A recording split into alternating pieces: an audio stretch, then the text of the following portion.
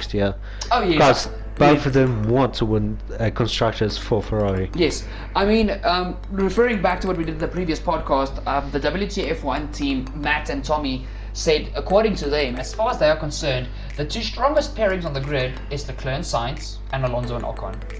Now, obviously this weekend Ocon has showed again that obviously Alonso is the more consistent driver of the two, but he's got what it takes to match Alonso. But when it comes to Leclerc and Sainz, if Ferrari next year are back at the front, I want to say Red Bull and Mercedes, whoever's at the front with them, frickin' hell, Williams and Haas, I don't care. Whoever's battling with them at the front are going to have a problem, because Sainz and Leclerc are just gelling with that team.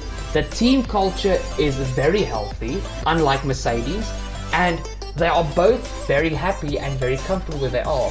And if Sainz gets to that, I want to say that vamos moment that he had at McLaren next year, at the end of the year, Ferrari are going to be a big factor in the next few years. Yeah, I think that the Leclerc and Sainz pairing is very, very good, and with this result just shows the time he puts in with Ferrari. Like you said, he moved to Italy. Yeah, he moved to Maranello in Italy to be more at the factory. And that just shows me, I think when he was approached by Ferrari, he was, okay, this is the one shot I have, and I need to take it full out. This is my biggest and best opportunity to be in a race winning team. And I'm just that just gives me goosebumps. No.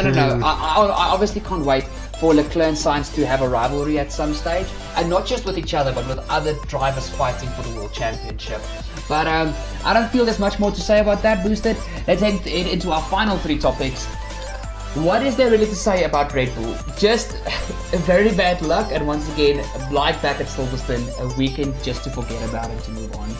I mean, nothing they did was their fault this weekend. Perez qualified P4 just behind Bottas like they want. Verstappen qualified Bottas and Hamilton were on the front row. It was Hamilton, Bottas, Verstappen and P3. Yeah. They qualified as best they could, and they got taken out at the first corner. Nothing that they could do about that. And Verstappen got a brilliant start. He was literally just behind Hamilton. So, and I think Max was going for an outside line through the first corner to get better drive coming out of the corner, because obviously intermediate conditions, you need grip to get good out of the corner. And unfortunately, with Bottas forgetting what the brake pedal is, just ended his race. I just thought, imagine if Verstappen went to the inside and Hamilton was on the outside.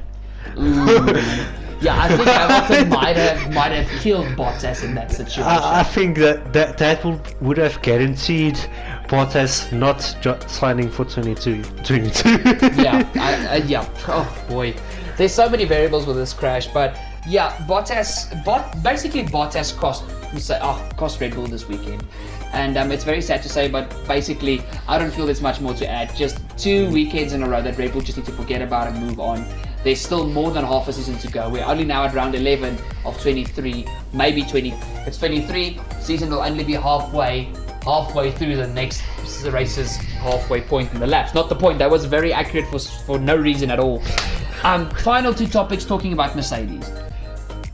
Bottas, I don't know what to say, but the thing is, basically at the start, Bottas got squeezed by Norris and Leclerc. Yeah. And at that stage, when they squeezed him, he came off the throttle and just went back on. Why didn't he just start braking? Because all the other cars, as soon as he got squeezed, the other cars started braking. Why did Bottas go full throttle again? I think in that moment, if you put yourself in that situation where you need to you need to do good, because otherwise, because he only knew, now he knows he's a guaranteed seat for next year. But in that situation, how would you feel if it was Ricardo, Norris, and Bottas started P2, had a terrible start. He got passed by Verstappen, Perez, Norris, and Leclerc. Yeah, how would you feel if Norris and Leclerc go past you and squeeze you? Yeah, but and then in that moment, I think when he accelerated, I think he wanted and hoped Norris brakes late. So because if you think about it, it's always the the outside group that is the slower half. So I think he hopes Norris brakes later. But it's with that, I think he just basically forgot about he needs to brake earlier, and he was in that heat of moments with that like at the same track where Ricardo and Verstappen were, when Ricardo was at Red Bull stall. Ricardo explained where Verstappen crashed into Ricardo. Are you talking about Baku 2018? No, Hungary. When did they? It was the turn 1, 2, and then turn 3. Yes, where they made contact. Where Verstappen hit him on the side part. And the interview, Ricardo said, it's that a moment like, oh no, my teammate passed me, and from Bottas was, oh no, Norris, and Leclerc passed me. Yeah, both Red Bulls and now Norris and Leclerc passed me. So it was like, how worse of a start could have got? No, but look, I understand that, but Hungary is what, 70 laps? Yeah, it's a dumb mistake. No going about it, no sugarcoating it. It's a dumb mistake. He was over. Well, he was desperate to get the positions back with what he lost because of the bad start, and he just went, okay, I need to fully send it, and then he fully sent it into Norris. But either way, he fully sent it with a lockup. He locked up both front tires, and I mean, if you look at the onboard, he literally, when he hit Norris's car literally lifted the rear wheels off the ground. What's one thing that bothers me? Why didn't he like Stroll? Yeah, why didn't he try and avoid it? Like Stroll did. Why didn't he go cutting grass? But imagine if he did that and he just T-boned Hamilton. Imagine the scenes. If Bottas locked up, went off track and T-boned Hamilton out of the race. Well, I think with that hitting Norris, that space where he would have had if he dodged Norris, because there was not a lot of space, but there was. No, there was. There was space, not like with Stroll. He drove into a wall. Yes. A red wall. A red wall. Thank you very much. Stroll tried to avoid it, and Norris, Bottas was okay. I messed up. Yeah. Let's just go play Wreckfest, Demolition Derby. Let's go. I think Bottas was. He was in that moment. I messed up.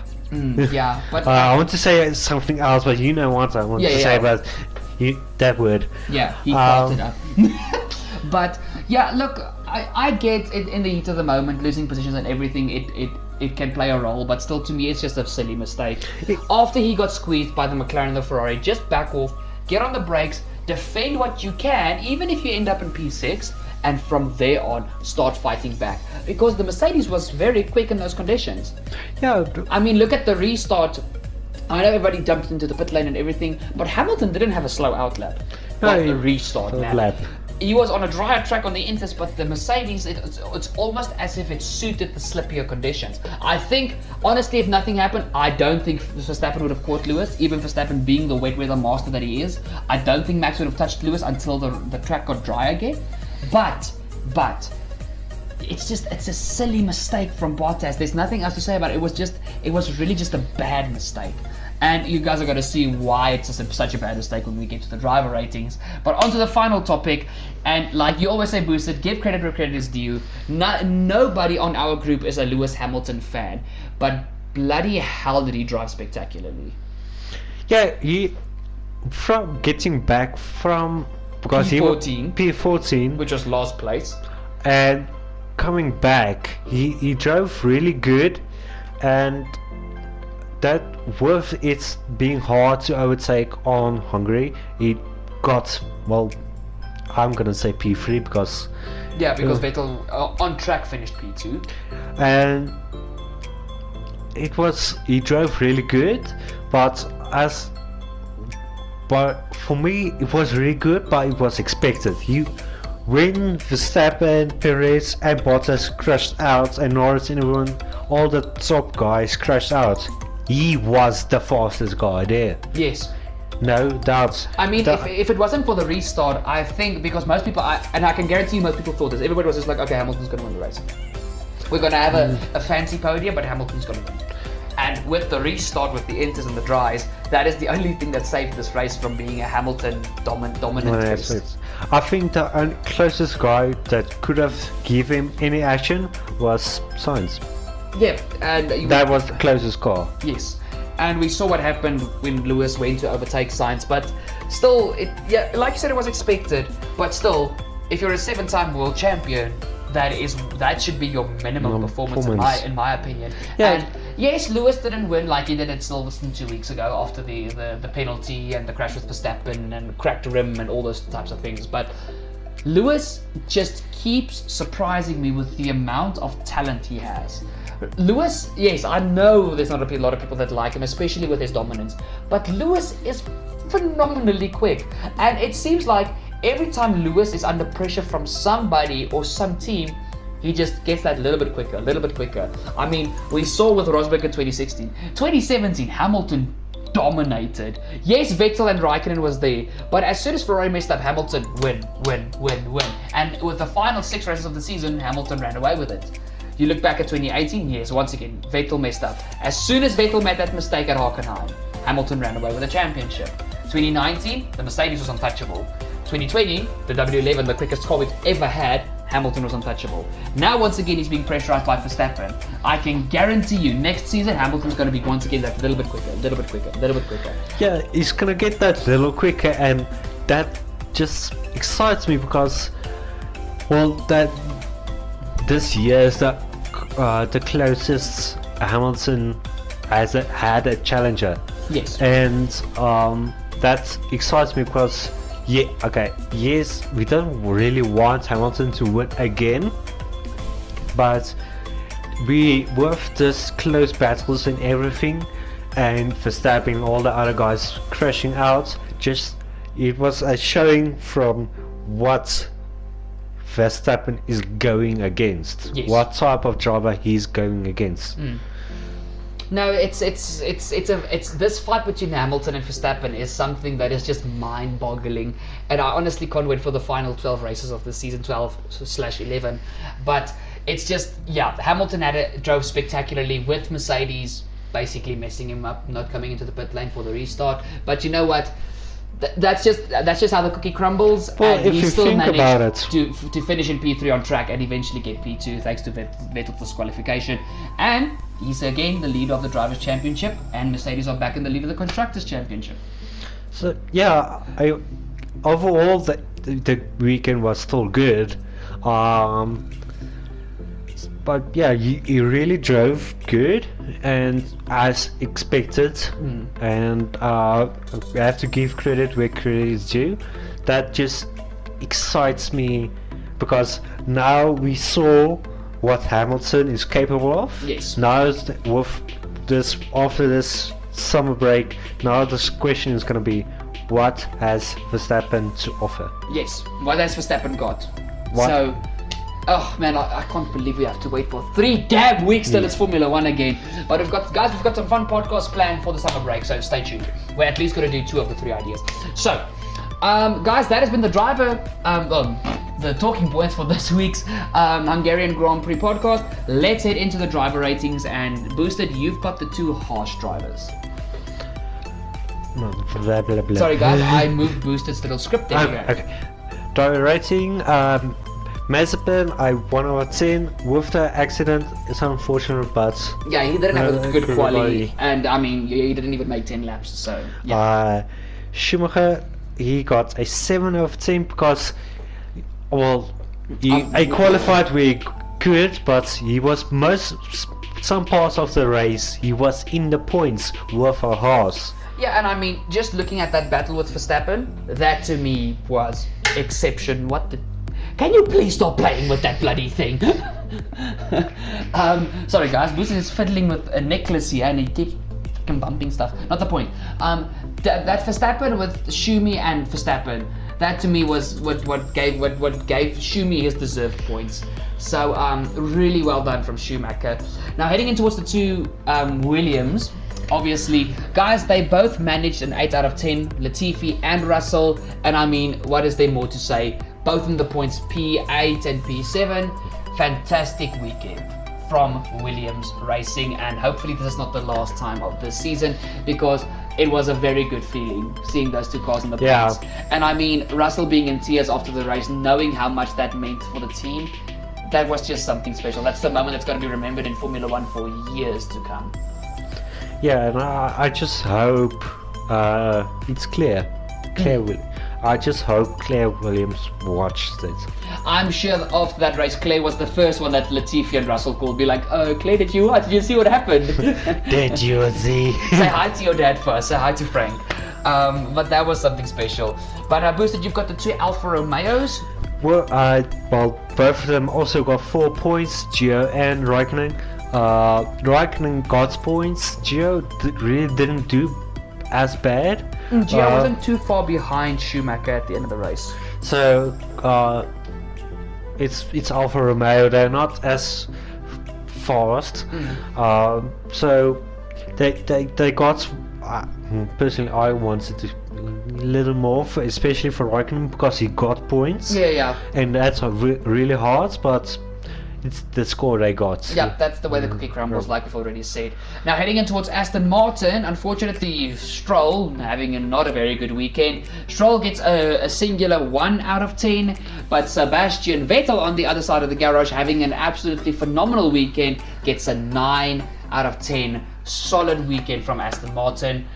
And Boosted, you've got the second team of the weekend alongside Williams. Alpine. Alpine. Okay. Ocon got 11 out of 10 for that a well-deserved win as well after 6 years. And Alonso just brilliant defending. Just that with that battles with Hamilton, just show him he is still capable of. He deserves the spots in the Formula 1. Yes. And I think you got to know that. You didn't give Alonso's points. 10 out of 10. Exactly. Alonso gets a 10 out of 10. Beautiful weekend from Alpine. 11 out of 10 for Ocon and 10 out of 10 for Alonso. Heading in towards another team that did spectacularly this weekend, Scuderia AlphaTauri. Yuki Tsunoda and Pierre Gasly also both scored the same points. They both score a 9 out of 10. P5 and P6. Beautiful racing from both of them, and especially with Gasly's recovery, well deserved. Boosted, you've got the two McLarens. With Ricardo actually the one that finished the race, he got 2 out of 10. Just he needed to. He wasn't at the place where he needs to be, because this was the race where he needed to maximize the points, and he didn't. Yeah, he basically needed to finish ahead of Sainz, and he couldn't do it. And Norris being crashed out by Bottas, he got a 4 out of 10. He qualified P6, not as normally where he's supposed to be, but it was still roughly there. I mean, the only car that beat him, because obviously we knew the McLaren was not going to be as fast as the Red Bull and the Mercedes, he qualified one position off of the best of the rest, and that was Gasly. So I still feel just for Norris's qualifying performance, a 4 out of 10 is deserved, and Ricciardo was just an absolute disappointment, falling out in Q2 and not even getting points in such a chaotic race. So yeah, that's the points for McLaren. 2 out of 10 for Ricciardo, 4 out of 10 for Norris. Heading into my team, Scuderia Ferrari. Carlos Sainz, fantastic weekend, 3rd place in the end after all Vettel's DQ. Sainz gets a 9 out of 10, and Charles Leclerc, obviously very unfortunate that Stroll hit Leclerc at the beginning of the race, but Leclerc very still good qualifying, but not as good as Lando, so Leclerc gets a 3 out of 10. Boosted, you've got the two Mercedes boys. Yeah, well, Bottas being the reason why there was a big crash, he got 1 out of 10, and Hamilton driving as well as he did, he got an 8 out of 10. So, yes, so very solid weekend from Hamilton, not so much from Bottas. Well, and finally, Bottas got a solid crash. Yeah, he hit a solid wall. And finally, heading in towards the two Red Bulls, Sergio Perez, very unfortunate, reasonable qualifying in P4, right behind Max. Still about 4/10 off of Max though. There was a big gap between Max and Lewis, between Max and Sergio, but still not a bad weekend. Just unfortunate that he got taken out on lap 1. So Sergio gets a 3 out of 10, and Verstappen driving without an entire barge board for an entire race and still managing P9 in the end, getting points to just try and defend his championship. Fantastic race from Verstappen, but there's only so much he could have done. It's a 7 out of 10 for Verstappen. Now, Boosted, you've got now our self-created Constructors' Championship, the standings after round 10.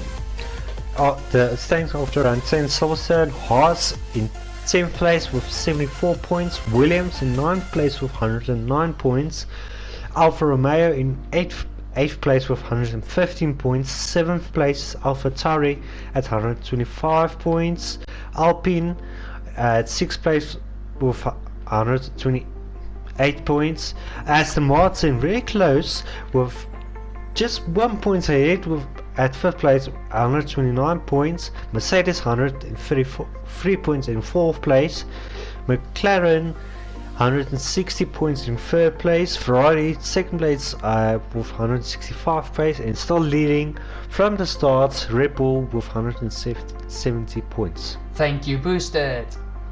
And now, the standings after round 11 this weekend in Hungary. We've got Haas and P10 on 82 points, slowly but surely getting to that triple digit of 100. Alfa Romeo have moved now to P9 behind Williams. Alfa Romeo are sitting on 123 points. Williams just ahead of them in P8 on 125 points. Aston Martin have fallen from P5 to P7. They are now in P7, like I've said, with 139 points. Mercedes have fallen from P4 to P6 on 142 points. AlphaTauri have now moved up from P7 to P5 on 143 points. Alpine have gone all the way from P6 to P4 on 149 points. McLaren also occupying P3 with 166 points. P2 is Ferrari just behind Red Bull in P1 on 177 points, and Red Bull lead the way by 3 points on 180 points. So it's very close in the constructors, well, our self-created constructors. Yes. The battle between Aston Martin to Alpine, so it's Aston Martin, Mercedes, AlphaTauri and Alpine, it's insane, and between McLaren to Red Bull, that is obviously insane. Now, Boosted, let's head into our 2021 Hungarian Grand Prix predictions. Why are you standing? Because my bum is sore. You want to swap seats? No, I'm just standing. Okay, so guys, Boosted, you've got myself and Demi. Okay, you predicted for the race, before the race, Ferrari top 5, which I got. Russell top 10, you stole that from me. Red Bull bounces back. Well, they bounced off the wall, but yeah, they bounced off of a McLaren and a Mercedes. So that's the closest you bounced on you got. But you scored a perfect 10 points. Demi, said three different constructors on podium, which it was, even with Vettel's disqualification. Without Vettel's disqualification, it was Alpine, Aston Martin, Mercedes. With Vettel's disqualification, it's Alpine, Mercedes, Ferrari. So she still gets it. Russell points finish got from me. Gasly top 10 finish, that was also a good one. So she got the full 16 points with bonus points. Yep, she's the third person to get the full 16 after Melanie got it first and Janco got it second. So well done to Demi. Then Boosted, you said you unfortunately had a very bad weekend. Yes, I had a terrible weekend. So you said Perez top 5, unfortunately not. It was! A Stroll top 10, which also didn't happen. And Norris battles for spot with Bottas, which also didn't happen. They did well battle, but with rear wing against diffuser. Well, front wing against diffuser. So, sorry for you, you get around 0. But luckily you are not the only one, because Jess right below you also gets 0. She said Max leads again, which didn't happen. A Norris top 5. No, actually Jess did get 5. She got 5 because Ferrari did get a podium. But I'm sure I changed that. Let's quickly see here. Guys, I did not mess up again. I already calculated the points with Jess getting 5. I just forgot to put in the script with her predictions plus 5. But I already adjusted her points. I did that perfectly. Boosted, you've got Jonny and Melanie. Jonny predicted a Red Bull podium. It would have happened. McLaren top 5. was also close. Russell in Q3. If he said top 10, he would have got points, but he was brave. And he didn't actually, work. this was the first time this season Russell did not make Q2. Yeah. The first time. So it took freaking 11 races for Russell to finally be like, okay, well, this costs. He was the only race where Jonny needed Russell to do good and he did worse. Yes. So in qualifying. In qualifying. Melanie sets a Ferrari top 7. She got to it. top 3. McLaren top 6, no. And Red Bull on my podium, and sadly as well, no. That could have been an easy 16. But that did not happen. So she just got 5 points. Yes, and then finally the two J's. Actually, guys, just a quick fun thing to mention on this podcast. So obviously you guys There's 4 know. J's. Yes, but I'm going to tell you now what's so ironic. So it's me, so Turbo/Dirk, you Boosted /Gerard.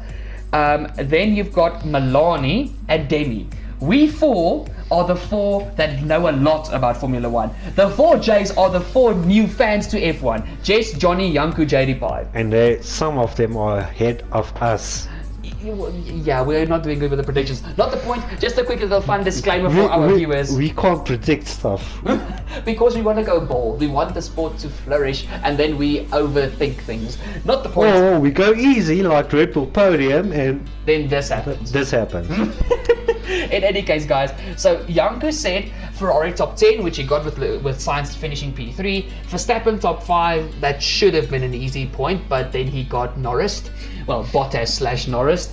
And then he said a Norris top 8, which only gives him 5 points because Norris yeeted Verstappen after he got yeeted by Bottas. And then finally, Jadepie said Verstappen podium, which did not happen. Lando top 5, which did not happen, and the Bottas top 7, which also did not happen. So just like you, she got a fat round 0. And now, Boosted, you've got the standings after round 10 at the British Grand Prix. After the British Grand Prix, Jadepie was in 8th place with 40 points. Janco just ahead with 41. Tied in 4th place was Turbo and Jess with 50 points. Tied in 3rd place was Demi and myself with 55 points. 2nd place Jonny, one of the people who know the least of Formula 1. In 2nd place with 60 points, and 1st place Melanie with just 1 point ahead, 61 points. Yes, Demi, and it's is still occupying P. Correct. She's still in 8th place with 40 points. Janco is in P7 on 46 points. Tied in 5th place is Boosted and Jess on 55 points. 50 points. In 6th place with her 16 points is Demi on 71. So Boosted, we've got a problem here with the girls, especially with Melanie and Demi.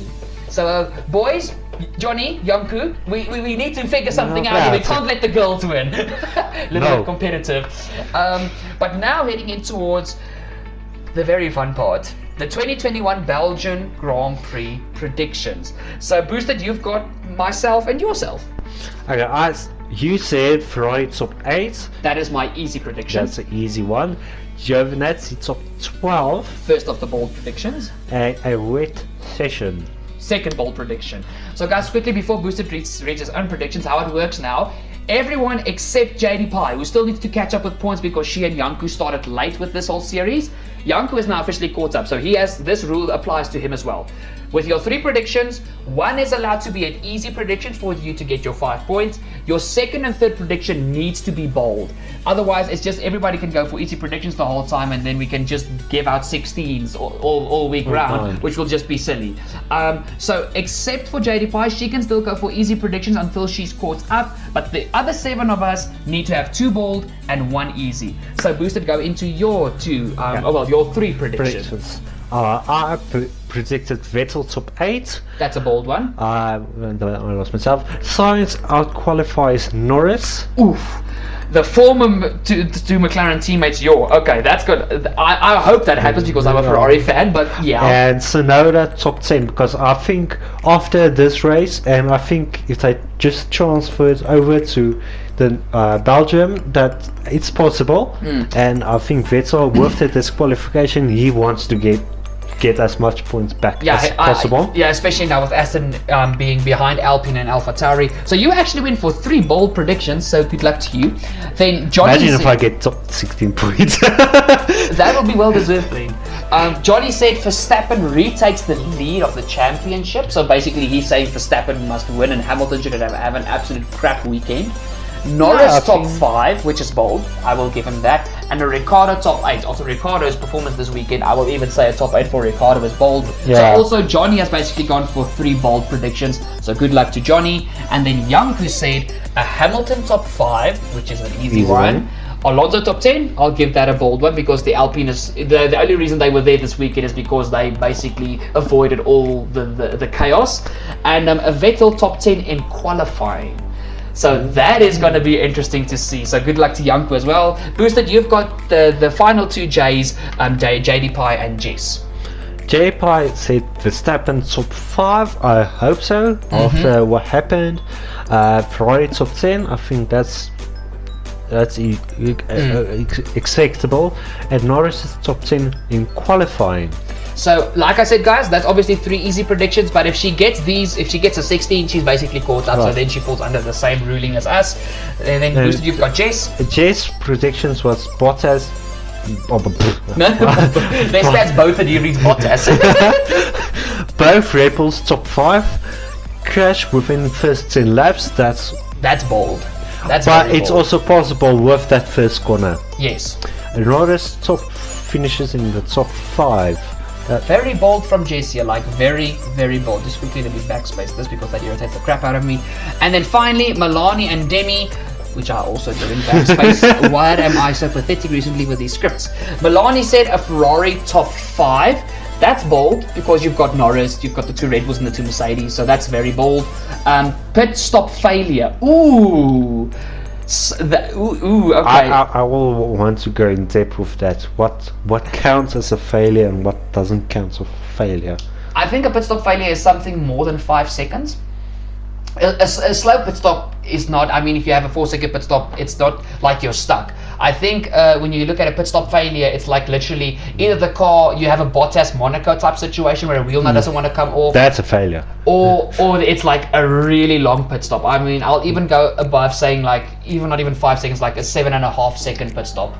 But we'll figure that one out. We'll figure that one out before we give out points. We'll not make it unfair towards Melanie. And her third prediction is a Gasly top 7, which I think is bold when you look at Ferrari, McLaren. It's going to be hard for Gasly to get there. So good luck to Melanie. And finally, Demi said Perez P2. Ooh. And she told me that's for the race. She expects Perez to be either winning or in second place. Very bold. She said actually worse than me. She said Giovinazzi in the points. I said top 12 to give myself a little bit of grace. She said points, so she's going very bold, and 2 teammates collide with any place throughout the weekend. So that can be from practice 1 all the way to the race. So Bottas, you just do what you did to Norris. Okay. Turbo to Valtteri for the Belgian Grand Prix. Please crash out your teammate. Thank you very much. You do not know who I am. My name is Philip. And I said Turbo. I'm stupid. Not the point. Now, guys, finally, before we end of this episode, we've got our summer break predictions. Now, like I said earlier in the podcast, if you get this prediction right with this 3-week break, you receive a free 10 points for this whole little predictions championship. Now, Turbo, Boosted, sorry guys, I'm busy being a stupid idiot. You've got the 4 boys, so the first 4, and I'll take the 4 girls. Okay, you predicted Haas drops Mazepin. It can happen, cannot, but I'd say that from the beginning of the year, so I'm sticking with it. Yeah, I didn't know about the summer break prediction, so I just throwed one. Raikkonen, after his 700th million race, he announces he's done doing a hobby and he wants to do other hobby, maybe World Rally Cross Championship, maybe. Or he's got to go make more kids because he's got a very beautiful wife. I'm just saying. Or just retire. Yeah. He's like, I'm done racing. So basically, you said Raikkonen announces retirement. Jonny said Ricciardo leaves McLaren. Woo! That's very bold. Because who do you get But Janco said Russell moves Mercedes. Sadly, that has already been moves disproven. Sorry, Janco, but actually, the reason we know Jadepie has already got this because she contradicted Janco and said Bottas stays with Mercedes. So Jadepie will get her 10 points. Then Jess said Mazepin loses F1C just like me. She said that Haas is going to drop him. Melanie said Russell stays with Williams. That's going to be very interesting. And Demi said a driver tests positive for COVID-19. Very, very interesting. But guys, that has been this week's podcast. It's been a long one. I think we're nearly on 2 hours now, Boosted. Yes. But and you need to get you need to fall in the road, basically. But guys, that's been this week's podcast. Thank you so much for watching. Thank you so much for staying till the end. Boosted, do you want to take this part of the podcast because I can see that you and Janco enjoy telling people that they need to like and subscribe. Yes, because we like doing this, and you like doing this, and we like talking about a lot of nonsense. So please like, because that improves our rating, so more people can see it. And subscribe if you're not subscribed, because what are you doing? Guys, we're only 2 subscribers away from hitting that magical 200, so please, if you're new to the channel, make sure to hit that subscribe down below, and don't forget to ding that bell to never miss a future episode here on Turbo Fox Races. Finally, guys, go check out the links in the description down below. Go check out my South African gaming clan, Falcon Gaming, as well as all the Motorsport Lounge members' social media pages on Instagram. Check out the second YouTube channel, iiTzAssassins Gaming, where we don't post car content or sim racing content, but a few fun games content. And I mean, Boosted, you've even been enjoying iiTzAssassins Gaming, so yes, yeah, so go check it out. Links in the description down below. And yeah, guys, that's been the podcast. Boosted, your final thoughts before we say goodbye for the summer break and the Belgian Grand Prix? Can we get a time machine to jump this 3 weeks? Oh yes, absolutely. 3 weeks is going to be a long break. But yeah, and guys, my final thoughts.